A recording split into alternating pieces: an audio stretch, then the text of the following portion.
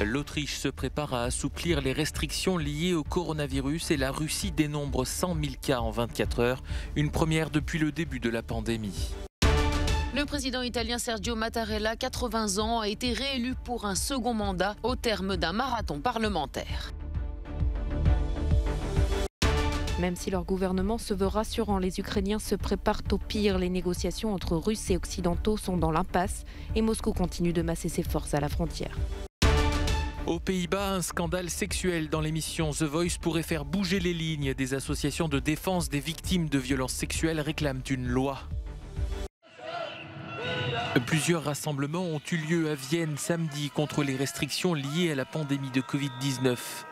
Ils étaient 10 000 au plus fort de la mobilisation selon la police, qui a dû faire usage de gaz poivré pour disperser certains manifestants. L'Autriche fait face actuellement à une augmentation des contaminations poussée par le variant Omicron, mais cette hausse des cas ne se traduit pas par une forte augmentation des hospitalisations. Si bien que le gouvernement a annoncé des assouplissements qui entreront en vigueur le 5 février. Jusqu'à présent, l'accès aux restaurants et à certains commerces était réservé aux vaccinés. Progressivement, un test négatif pourra être suffisant pour se rendre dans ces lieux. En Russie, le variant Omicron se propage également rapidement. Dans les régions très touchées par les contaminations, les écoles passent à l'enseignement à distance. Les autorités tentent d'inciter les jeunes de 12 à 17 ans à se faire vacciner.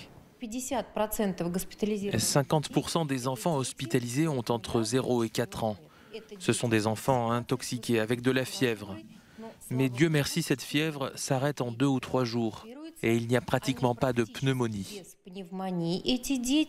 Preuve de la contagiosité d'Omicron, la barre des 100 000 cas en 24 heures a été franchie pour la première fois samedi en Russie. Gage de stabilité, le président italien Sergio Mattarella a été réélu ce samedi au terme d'un marathon parlementaire. Sergio Mattarella a recueilli 759 voix sur 1009 sénateurs, députés et responsables régionaux appelés à voter. Âgé de 80 ans, il avait pourtant dit à plusieurs reprises qu'il ne comptait pas continuer dans ses fonctions. Mais dans la journée, il a fait connaître au chef des groupes politiques sa volonté de se mettre à disposition. Un soulagement pour une grande partie de la classe politique italienne qui craignait une crise institutionnelle et politique en cas d'échec à trouver un successeur à l'actuel président. Les conditions actuelles, économiques et sanitaires, nous imposent de ne pas nous dérober face aux devoirs auxquels nous sommes appelés. Ils doivent naturellement prévaloir sur d'autres considérations et différentes perspectives personnelles, avec l'engagement de répondre aux attentes et aux espoirs de nos concitoyens. Cette configuration assure la stabilité au sommet de l'État en maintenant Mario Draghi à la tête du gouvernement, dans une Italie en phase de reprise économique et alors que le gouvernement est à un moment charnière pour la reprise post-Covid. Tous n'ont pas soutenu la candidature de Sergio Mattarella. En réalité, ce choix a créé des divisions au sein des partis et surtout du centre droit. Nous verrons comment cela pourrait influencer le gouvernement dans les prochains mois. Sulla tenuta del governo nei prossimi mesi. Giorgia Orlandi, Euronews, Roma. Loin de la table des tractations entre les grands de ce monde, les habitants de Kiev rendent hommage aux soldats tombés en 1918 en cherchant à retarder l'avancée de l'armée rouge. Le drapeau ukrainien s'agite dans les rangs de ce groupe qui a sans doute à l'esprit le risque d'une nouvelle invasion russe. En 2014, ce conseiller du vice-premier ministre a organisé une manifestation dans la région de Donetsk en faveur de l'unité du pays. À cause de l'ampleur des combats entre les séparatistes pro-russes et les forces de Kiev, il a dû fuir vers la capitale avec sa famille. Même dans mes pires cauchemars, je n'aurais jamais imaginé qu'au cours de ma vie, une chose pareille se passerait. C'est sûrement pour ça que je me prépare à une attaque russe. Alors que 100 000 soldats seraient déjà déployés près de l'Ukraine, Vladimir Poutine mobilise son armée de Sibérie et d'Extrême-Orient pour des exercices avec son allié, Alexandre Loukachenko. Seuls 75 km séparent la capitale ukrainienne de la frontière avec le Bélarus. L'Europe n'envisage pas de remodeler sa stratégie sécuritaire afin que l'Ukraine redevienne un allié de la Russie.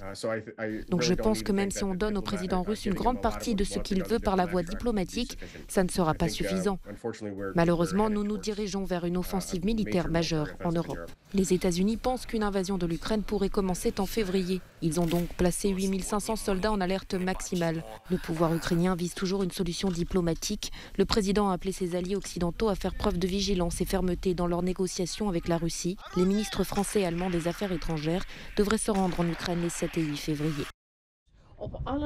Des centaines de personnes se sont rassemblées à Amsterdam samedi pour dire stop au harcèlement sexuel et dénoncer l'immobilisme des autorités sur cette question 5 ans après la naissance du mouvement MeToo.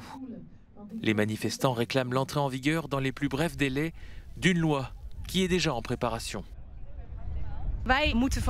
La culpabilisation des victimes, cela doit changer. C'est l'auteur du crime qui est responsable. Ces choses arrivent tous les jours aux enfants, aux hommes et aux femmes. La nouvelle loi doit être avancée. Elle est prévue pour 2024, mais son entrée en vigueur doit être avancée. Cette mobilisation intervient surtout après des révélations d'agressions sexuelles survenues au sein des équipes de la célèbre émission The Voice Holland. Des candidates y ont subi des violences sexuelles de la part de coachs du programme télévisé. L'émission a été retirée de l'antenne et des plaintes ont été déposées. Un scandale qui pourrait accélérer le vote de cette fameuse loi. La ministre de la Justice a annoncé faire son possible pour permettre une entrée en vigueur avant 2024.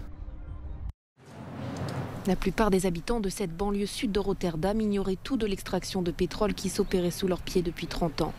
Ils l'ont découvert suite à ce qu'une entreprise, la NAM, demande le renouvellement de sa licence jusqu'en 2050. Depuis, une pétition a rassemblé environ 2000 signatures. Elle vise à mettre fin à ces opérations jugées dangereuses pour l'environnement et les êtres vivants. Nous pensons à ce qui s'est passé à Groningue dans le nord du pays. Si je compare l'extraction pétrolière effectuée là-bas à celle de Rotterdam, je me demande quel impact cela aura sur moi en tant que résidente. Nous ne voulons pas injecter des produits chimiques dans le sol. Cela va à l'encontre des objectifs climatiques que nous nous sommes fixés. Nous souhaitons utiliser moins de pétrole et gaz, pas plus. Les signataires évoquent le cas de Groningue où plusieurs tremblements de terre ont eu lieu tout près des sites d'extraction pétrolière, ainsi que l'engagement du Pays-Bas à atteindre la neutralité carbone d'ici à 2050. La NAM prévoit que la subsidence, c'est-à-dire l'affaissement de la surface de la croûte terrestre, ne dépasse pas 2 cm, mais au cours des 35 dernières années, elle en a atteint 5. La décision est à présent entre les mains du ministère de l'économie. La multinationale Rio Tinto n'exploitera pas de mines de lithium en Serbie. Décision du gouvernement serbe après des mois de manifestations menées par des organisations environnementales. Tous les écrits qui liaient l'État au géant minier anglo-australien ont été invalidés. Rio Tinto prévoyait d'ouvrir une mine de lithium dans la vallée de la rivière Jadar, située dans l'ouest de la Serbie. Sous la pression populaire, le gouvernement serbe a cédé. Il assure pourtant que le pays aurait eu beaucoup à gagner avec ce projet qui devait s'étirer sur plus de 50 ans. S'il avait abouti, ce projet aurait pu engranger un revenu annuel de 600 millions d'euros. Et si l'on parle de l'usine de cathodes de batterie, ce revenu ne serait plus de 600 millions d'euros, mais de près de 3,5 milliards par an, à multiplier par 56 ans d'exploration du lithium. Rio Tinto avait annoncé vouloir investir 2 milliards d'euros en Serbie et embaucher plus de 2000 personnes. Pour le président serbe, cela aurait eu un impact plus que positif sur le PIB du pays et sur l'emploi. Il a donc porté le projet à bout de bras. Mais pour cet expert, en abandonnant, l'État passe à côté d'une belle occasion. L'acteur clé dans cette histoire, c'est l'État. Il n'a pas fait d'analyse ni de comparatif coût-bénéfice. Il n'a pas étudié ce qu'il allait gagner et perdre. Outre l'aspect financier, le dossier est devenu un des principaux sujets politiques dans le pays où des milliers de personnes se sont jointes à des manifestations d'opposants à ce projet. Cette décision surprise du gouvernement serbe intervient à quelques mois d'élections législatives et présidentielles. Elles sont prévues en avril prochain.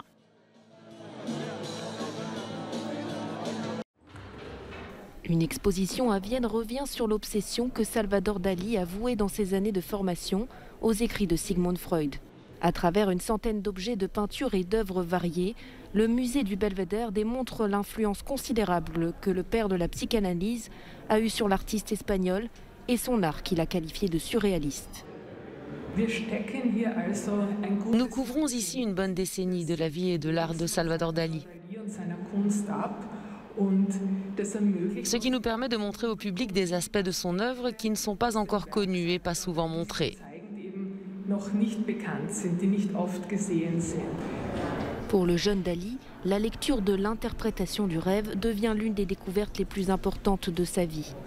Plus tard, interrogé au sujet de son mouvement, il dira « Sigmund Freud nous a montré la voie ». Grâce au travail de l'Autrichien, le peintre semble avoir réussi à traduire en images ses peurs, désirs et frustrations.